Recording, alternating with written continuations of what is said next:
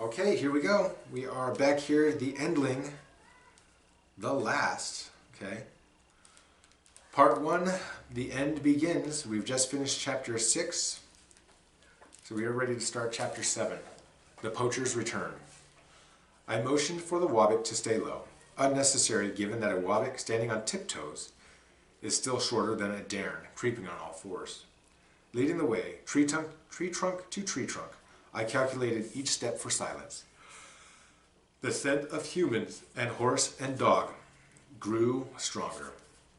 I strained my ears, but heard nothing but my thudding heart. It was the dogs I feared.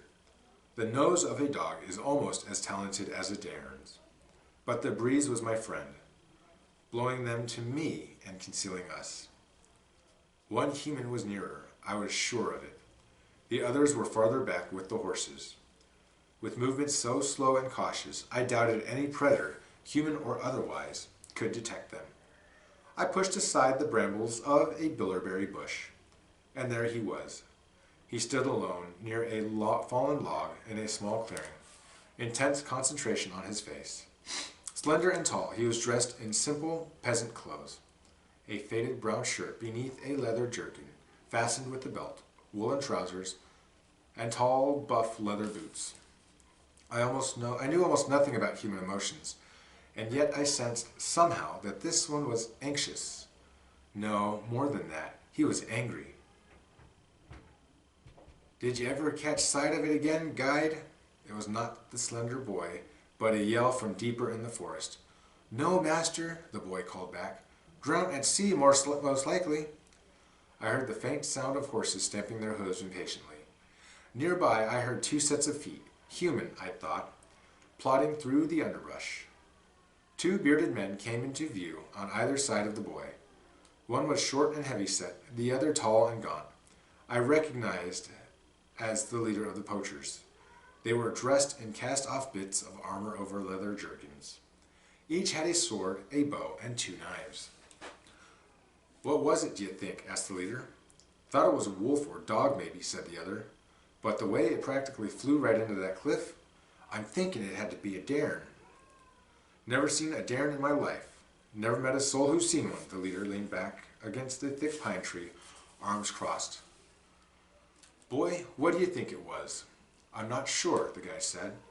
"S'pose we'll never know. They say dairn fur's the softest and warmest in the world. One pelted feed us for a year, and then some," said the short man. "True," said the guide, "but I dare say a dairn would fetch far more alive, rare as they are." "Cursed creatures," the short man spit. "My grandfather saw two back when he was a boy. Claimed their noses were bewitched. They can smell a fart 100 furlongs off."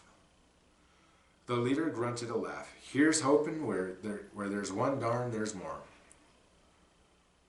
"If we do catch sight of one," said the boy, "please don't kill it." He paused with the leader when the leader sent him a dark look. "I just mean to say it'll be more coin in our pockets if we capture it." "Worth plenty dead and quicker by half," the leader grumbled. "Speaking of which, I ever hear you scream 'don't kill it' in the middle of a hunt again, and it'll be your pelt we're taking to market." The boy looked at the ground. "Yes, master." "Where to then, boy?" asked the leader, "seeing as you're so clever."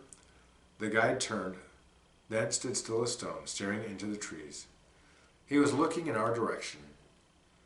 Despite the thick cover of the bilberry bush, I sensed that he saw us. The men fell silent. The guide closed his eyes. "He's catching the tracking spell again," the first man said. "Then shut your gob and let him at it." The guide's eyes opened. In spite of the distance between us, I could see that they were deep brown, heavily lidded, and thoughtful. "Head north," he called to the men. "I'll grab my mount and catch up with you." The older men moved away. The boy waited in silence, taking in the scene. Then he too departed.